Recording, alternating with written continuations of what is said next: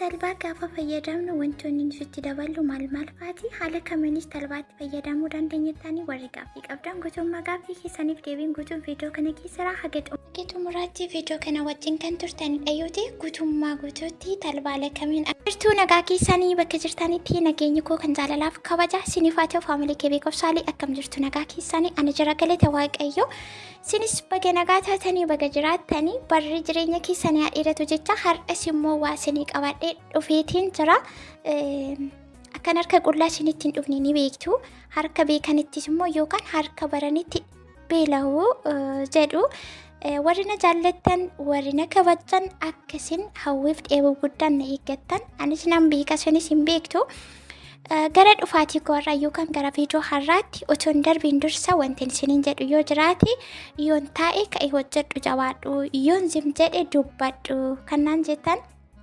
deddeebi'ee guyyaa guyyaattis ta'e guutummaa guutuutti akkan deddeebi'uu fi akkan jabaadhu kan na taasisaa jiru isintu na duuba jira waan ta'eef faamilii koo kan na jaallattan warri na kabajan akkasumallee warri mana kana sabiskiraayibii gochaa jirtan laayikii gochaa jirtan viidiyoo koo daawwachaa jirtan waan keessa keessan jiru gaaffis ta'e deebii yaada na jajjabeessu warri koomentii irratti na barreessaa jirtan guddaa galatoomaa ulfaadhaa isiniin jechuun barbaada maaliif namni warri viidiyoo hojjetan namni kamuu sooshaal miidiyaa kan fayyadamu gaafa viidiyoo wayii gadi gadhiisu viyuu baay'ee achirratti eegaa laayikii baay'ee achirratti eegaa ani garuu baay'ina namaa osoo hin taane isaan keessaa namni lama sadii kan na jaallatu viidiyoo koo laayikii naa godhe yoo sheerii naa godhe akkasumallee yoo sabiskiraayibii gootan inni sun anaan baay'ee na jajjabeessa mooraalii kan naaf ta'aa jiru fuulduratti illee kana caalaatti wanta hin beekne baradhee ofii koositti fayyadamee namni biraan immoo anaan fakkeenya godhatee akka narraa baratu waan sirrii qabatamaa ta'e dhugaa irratti kan hundaa'e kan hojjedhuudhaa fi kan na jajjabeessaa jiru isa kana waan ta'eef baay'ee galatooma wanta bira wanta isiniin jedhuun qabu akkasii gara viidiyoo irratti isinii darbis ammas bakka biraa hin deebina turtii keessan haga xumuraatti na waliin godha warri haara taatan sabiskiraayibii godhaa isiniin jechuu barbaada akkasumallee akkuma maleeffatame waan baratameef na barsiistan narraa hin qusatinaa isiniin jecha har'a kan ammoo isaa wanti isinii qabadhee dhufee qimamochee talbaadha.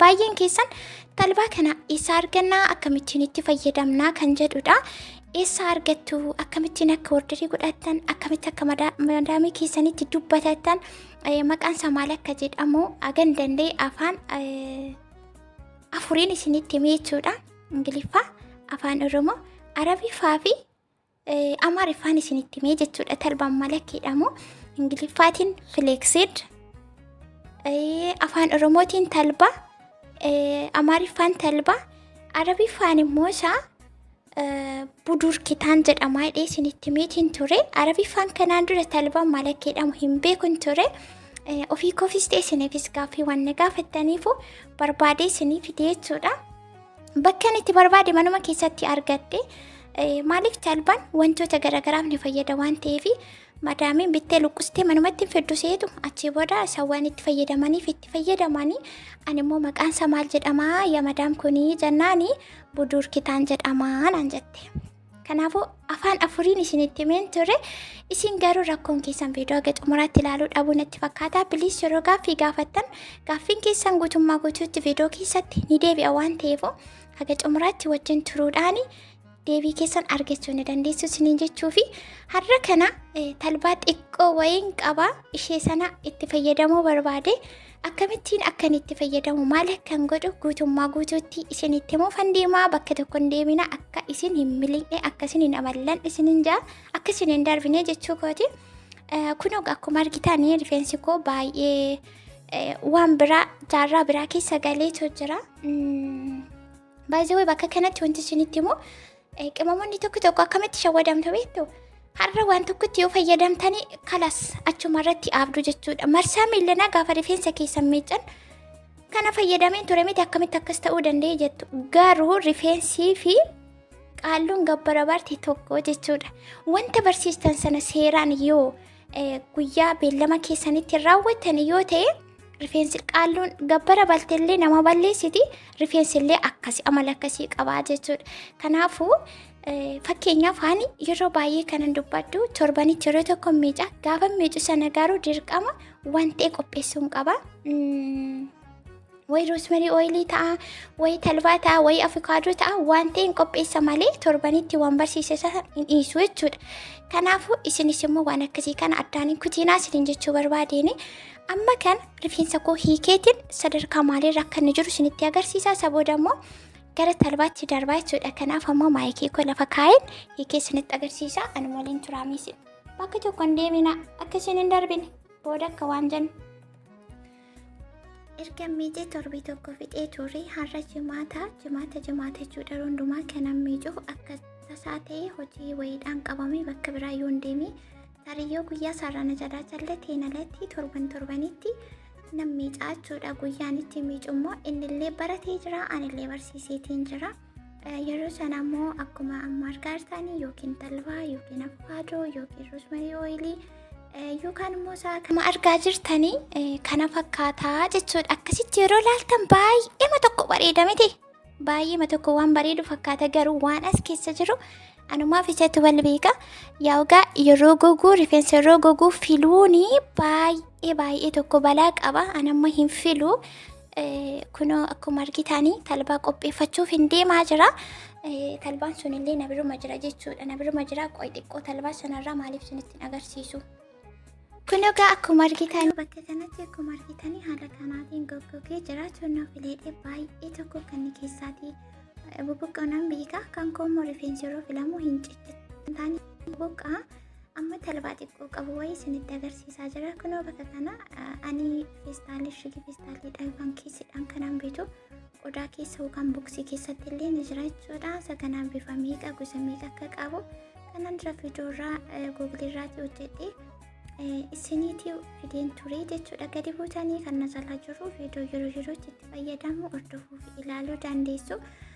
Keessattuu warri na waliin jirtanii akkuma itti fayyadamu kana isinis waan sin bira jiru chaalenjii gootanii itti fufuu dandeessu isinin jechuun barbaada. Kunuu kana fakkaata talbaan xiqqoodha. Garuu roosmarii qurunfuutii fi akkasumallee oliif ooyilii yookaan zayituunii akkasuma kokonaatii qibaatii illee itti dabaluuf isaaniin abdadhe malee baay'ee xiqqoodha. Rifeensi koommoo xiqqoo waan nyaataan waan ta'eef baay'ee na barbaada. Warri rifeensi keessan baay'ee hin qabne garuu ishuma xiqqoo kanatti fayyadamuu dandeessu. Maankaa lamas tokko sadii afuris itti fayyadamuu dandeessu isinii jedha. Ani kunoo amma kana kunoo ishuma kanan qabaa. Ishuma kana fuudhee itti fayyadamuuf deemaa jira jechuudha. Yeroo affeelu akkatti waraabuun qabu garuu waan inni itti dabalu guutummaa gochootti isinii ibseetiin jira. Akkuma argitanii talbaa fixeetiin jira. Dura kanan qaba ture kun kiiloo tokko jechuudha. Fixee jira qonxoree fixeetiin jira. Amma waan xiqqooma tunaafee kuniyyuu nan geessu garuu immoo waan inni itti dabaluun qaba. Innis immoo isaa wanta inni itti dabalu qurunfudiillee ittiin dabala, roosmariillee ittiin dabala, akkasuma oliif ooyiliillee ittiin dabala jechuudha. Yeroon affeelu isa kana qurunfudii roosmarii talbaa kanadhee walitti bakka tokkotti affeelee dhumarratti immoo yeroo inni danfee bishaatee ka'u oliif ooyilii itti naqaa jechuudha. Maaliif achi keessatti akka waan hin barbaaduuf oliif ooyiliin tono iyyoo dibanni harrii namatti fida waan ta'eefu kanaaf talbaa erga danfisee bilcheessee irraa lafa kaa'ee ho'aasaa irratti erga abidda jalarratti aamsee oliif ooyilii itti naqaa. Isa booda immoo walumaan ilaalla jechuudha. Kan kanatti aanee jiru aga ammaatti kanatu jira. Ammallee na waliin kottaa. Isin wanta rifeensaaf fayyadamu gaariidha jedhan tokko yeroo tokkotti fayyadamtuu isa booda hin dhiistu hin gattu jechuudha. Isuma itti fayyadamtan sanatu borillee iftaanillee akkam rifeensi koo deebi'ee goggogaa kan jettanitti dallantan wayii sin gowwaamoo gamna garuu yerootti rifeensi yeroo hundumaa kunuunsa gahaa ta'ee fi tiriitimentii gahaa ta'e barbaada jechuudha. Akkasitti hin shawwadamina. Kunoo akkuma argaa jirtanii amma kana affeelee bilchaatee qabbanaa'ee keessa calaluuf hin deemaa jira. Wanti na barbaachisu kunoo akkuma gubbaarratti argitan keessa calaluuf hin deemaa jira. Keenya akka bareedu akka jabaarraquu fi akka cululuqu kan taasisu tokko isa kana waan ta'eef amma kana keessa calaluuf deemaa jira. Kunoo akkuma argaa Wayyoo wayne balaachoo harka tokkoon maayikii qabadhee jira. Harka lama na barbaachisa waan ta'eefu isin amma na caqasaan isiniin jedha haga dhumaatti namni viidiyoo kanarraa qaqqabatee waanaan galledhee gaaffii gaafatee yaadu dhimma kanaan kan wal qabate jechuudha. Kun egaa haaluma argaa jirtaniitiin keessaa calallee xumuree jira. Qabaatii kokonaatii kanallee nan qaba. Kana maankaa tokkotti dabaluufani isa booda nan diba'aa jechuudha. Kun egaa haaluma argaa jirtan kanaanii keessaa calalee xumureetii jira. Kan biraa waan itti dabaluu jiraati isinillee waan qabdanitti dabaluu dandeessu kunoo egaa as bakka kanarratti wanta hundumaa ergan xumureetii booda dibachuu fi bakka kanatti qophaa'ee siin jira. Mazabzafaa irratti fayyadamuufini sababaan itti mazabzafaa fayyadamuu fi akka inni lafa bubbu'u yookaan immoo ganaa qulqullina akka nan barbaanneef lafa xaraguu waloo kanaan ittiin as mazabzafaa kana keessatti fayyadamuuf hin deema. Baay'ee kanarraa baay'ee tokko bareedaa hin fakkaata bifti isaa jechuudha. Sababiin inni itti kana ta'eefi qurunfudii tumeen ture jechuudha mooyyeetti. Yeroon affeelu garuu ani kushiinaa keessatti yeroon affeelu viidiyoo waraabuuni naam mijatu akkasumallee eeyyamamuu waan ta'eefu yeroo sanaas akkasumatti jedhee affeelee baaseen yeroo waan sanatti waan itti daddabalamu itti nannaqu sana waraabne jechuudha. Garuu isinii ibseera maaltu akka itti dabalamu kun haaluma argaa jirtan kanaanii suuta jedhee masaajii godhee jalqaba haga dhumaatti. Isin egaa isa kana isinillee haala kanaa yoo itti fayyadamtanii rifeensa keessan fayya buleessa godhachuu dandeessu. Isiniif deebi'uu danda'a, isiniif wal'aanamuu danda'a, isiniif bareeduu danda'a jechuu kootti isinii galee kalli fuulduraan dhumee bilees fuuldumarraan kan nurraa dhumee sana maaltu deebisaa kan jedhu keessumaa yeroo ammaa kanatti ijoollee baay'een dhimma rifeensa isaanii irratti sirreeffatanii bakka hin deemu hundumaatti baay'ee jijjiirama argine kan jedhu argaatiin oolanii. Isinis immoo akkaataa isin yeroo rifeensa keessaniif kennitanii fi akkaataa itti fayyadama keessaniitii seera qabeessaan yeroo itti kennaatii tiriitimenti godhaa. Rifeensa boboqqa'uu, rifeensa harcaa'uu, rifeensa adda gubbaarraan dhume baay'ee tokko guutummaa guutuutti kan deebisudha yeroo gabaabaa keessatti. Irra caalaatti immoo dheerina isaa osoo hin taane fayya buleessa rifeensaa qabaachuun waan tokko waan ta'eefu kun akkuma argaa jirtanii ani gar tokkoo fixee gar tokkoon itti deebi'uutti jira. Kun akkuma argaa jirtanii kun gara gar tokkootii fixeera baay'ee daqiiqaa dheeraa natti fudhate. Ani immoo guutummaa viidiyoo hin waraabne sababni isaa yoo nutti illee dheerata isinitti illee dheerata sin akka nuffisiisuu sin akka salacha'u waan hin barbaanneefini kanarraa naanillee baay'ee tokko na gammachiisee baay'ee tokko natti tolee jira jechuudha. Sirriitti wanti nu hojjedhe sunillee akkan barbaadee fi akka yaadetti naaf. Egaa akkuma yeroo hundumaa isiniin jedhu waan itti fayyadamtan hundumaa zayitii kan nyaataallee yoo ta'e kan rifeensaallee yoo ta'e kanuma maalii yoo ta'u bicha zayitii haa ta'u malee waan akkasiitti fayyadamuu qabdu. Zayitiin kan nyaataan ta'a. Zayituun hin qabnu warri jettan warri biyya keessa jirtan zayituun saafinaa warri jettan zayitii kan nyaataa san gara kanaatti jijjiirtanii itti fayyadamuu dandeessu. Talbaa bichaa gaafa fayyadamnu talbaanii inni hojjeta garuu daaraa fakkaata. Akka daaraan fakkaanniif immoo qabaatii itti fayyadamtan irraallee fuutanii yoo itti dabalatanii baay'ee tokko bareeda. Kun egaa akkuma argitan keessaatii kaatti godhee rukkute.